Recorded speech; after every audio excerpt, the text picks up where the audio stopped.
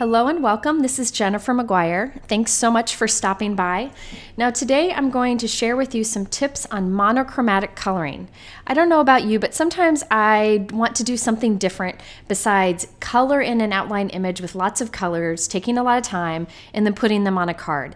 Sometimes I want something that looks different, and today's technique is perfect for that. This involves taking one color of cardstock and adding some highlights and shading to it to give it a little bit of life. Now this works with any outline images, and you can use scraps of cardstock for this. Now I decided to use this Avery Elle stamp set that's called Time to Party. I thought it was clever because it is this birthday cake, and in the middle there's an opening to stamp in what number birthday it is. So I'm doing 15th and 22nd because I need those birthday cards. So I'm gonna make 2 cards here. But all I'm doing is white heat embossing them on some blue cardstock. And I'm going to use this one color blue cardstock for the entire card. You could do any color of embossing for this. I think silver would be fun too. So I'm going to do so-called coloring in this. I'm actually just going to add highlighting and shading with a few tools. Now these tools I'll talk about through the video, but I will also talk about other things you can do if you don't have these tools. But I find that they're inexpensive and useful for many things. The first thing is a Versamarker pen. This is an embossing pen. It's got a brush tip and a bullet tip. Anywhere you scribble this, you can add embossing powder and heat set it, or you can use it as a watermark. Basically, it'll just make your paper darker wherever you color it. It's a great tool to have to fix embossing. Another very inexpensive tool is a white colored pencil. I like the Prismacolored, but you could even use Crayola if that's what you have. You can buy this one individually. And also the Prismacolored Blender pencil. This is very handy and again, very inexpensive. And an optional one is the Wink of Stella Shimmer pen. I like to add shimmer to things, and it really works great with the technique we're doing today. I also have here a glitter gel pen, so if you have one of those, you could use that too. So I'm going to use these tools to add kind of highlighting, shading, and some shimmer to this image to kind of bring it to life. This is a lot faster than coloring, so it's a nice option. It's a great way to use up colored scraps, and you can grab these few tools and some heat embossed images and take them for coloring on the go. I like to start with the highlighted areas with my white colored pencil. I apply the colored pencil very heavily, kind of where I want it to be the brightest, and then I soften it up when I want it to blend into the color of the cardstock. Now you could use any white colored pencil for this, but the Prismacolor goes on like butter, so I really like it, and I like that you can buy it individually too. Now I'm smoothing that out with the Prismacolor blending pencil. You do not need this by any means. You could just make it smooth using the pencil alone, maybe use an eraser to kind of smooth it out too. But if you have that blender pencil, it really kind of softens it up a bit. But you could totally skip that if you want to. As I mentioned, you could use a white Crayola pencil, so you can maybe grab your kids' colored pencils and use that here instead if you wanted to. So I like to add like these highlighted areas in a few places on my stamped image. Some of the examples I show later, I use more than I do on this particular example. This image is pretty simple without much coloring, so I thought I'd start with it. Now you can come in and add some darker areas or some shading with your Versamarker pen. This again is a watermark, so it'll make the paper darker wherever you color it. It does stay sticky for a bit, so if you wanted to add embossing powder, you could. That's another way you can add some depth to this, is to do some clear heat embossing in areas using the Versamark pen, but I didn't do that today. So you can see I added just a touch of darkness with that Versamark pen, and again, my examples later will show more of this. So think about all the outline images you may have, probably some pretty flowers or butterflies or birthday cakes like this one. You could give it a completely different look by doing this monochromatic coloring. It's a fun way to kind of stretch your supplies and do something a little bit different and faster. Now with this example, the highlighting and shading just adds a subtle difference. You can see the one on the right I haven't done yet. But with bigger images with lots of opportunity to color, there really is a big difference between using this technique and just leaving it uncolored. Now I do like to add some shimmer to it. I really feel like that kind of brings it to life. So I'm using the Wink of Stella Shimmer pen. You could also use this Spectrum Noir Shimmer pen if you wanted to. Now when I'm done, I like just to kind of give it a heat set so that everything dries nicely and I can see what the final results will be. Now, if you want a light amount of shimmer, you can do this.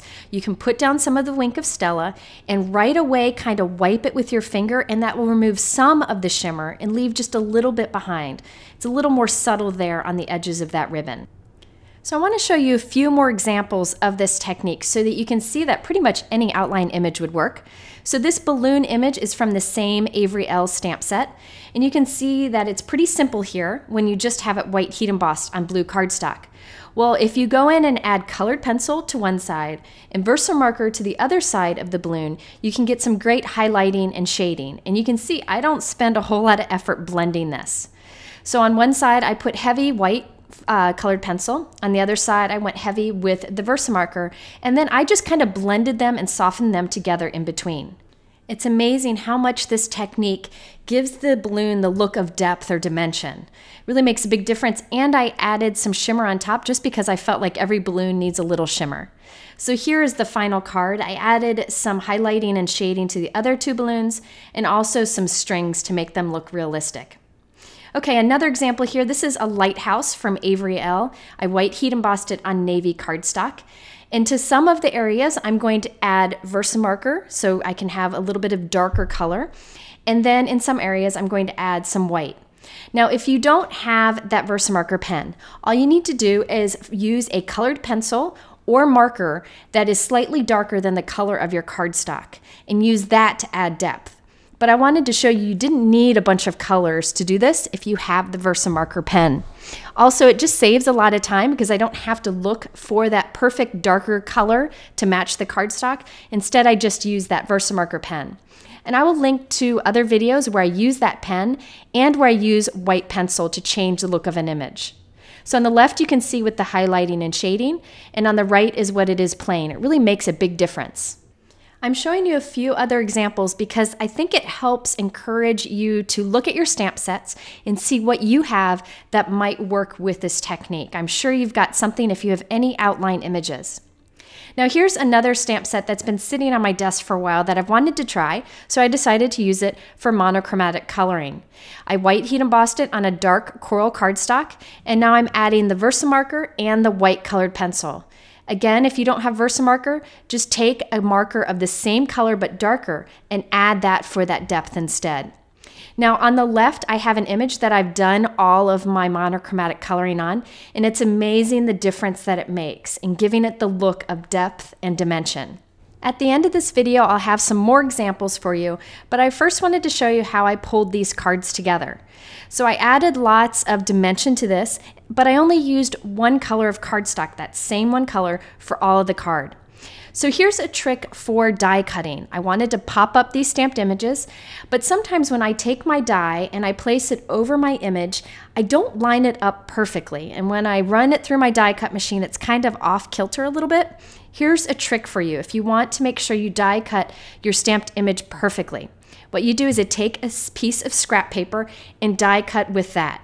Now you can keep this negative space for any die cutting you do in the future. I keep it with my die set.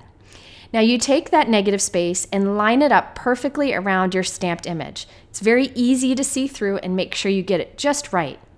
Now while you're holding it, you're going to take your die and pop it right into place. It kind of fits in there like a puzzle piece, and then tape all those pieces together and run that through your die cut machine. This will ensure that you get it perfectly die cut every time. And again, you want to keep that negative space for any die cutting you do in the future. I also decided that I wanted a popped up or dimensional frame around my stamped image. So I grabbed this die set from Avery Elle. You could skip this step if you wanted to. This just cuts a scallop frame with some tiny little dot details.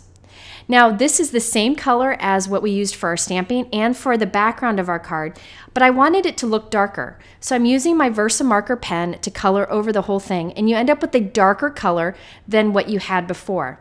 So if you had a darker color cardstock, by all means you could use that, but I wanted to show you how you could make a perfect match, but a little bit darker, using the Versamarker pen.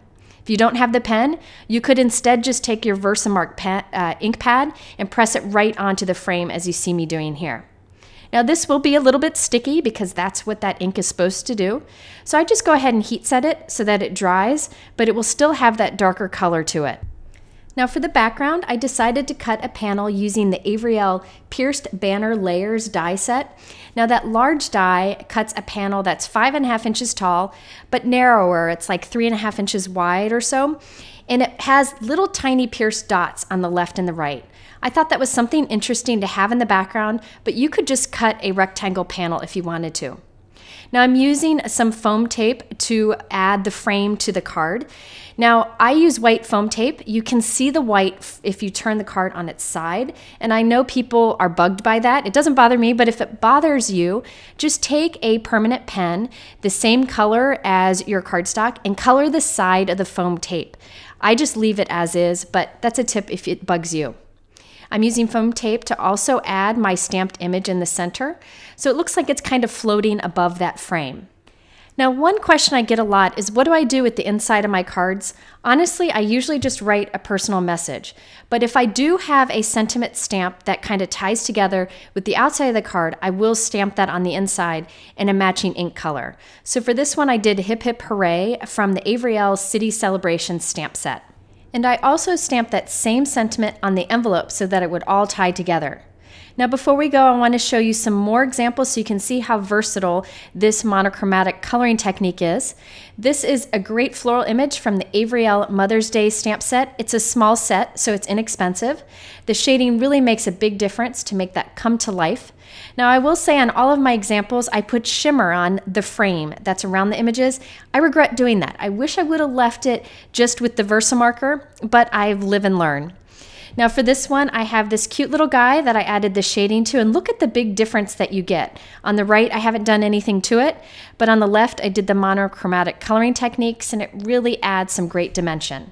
My daughter absolutely loved this one. Okay, so here is the radish example.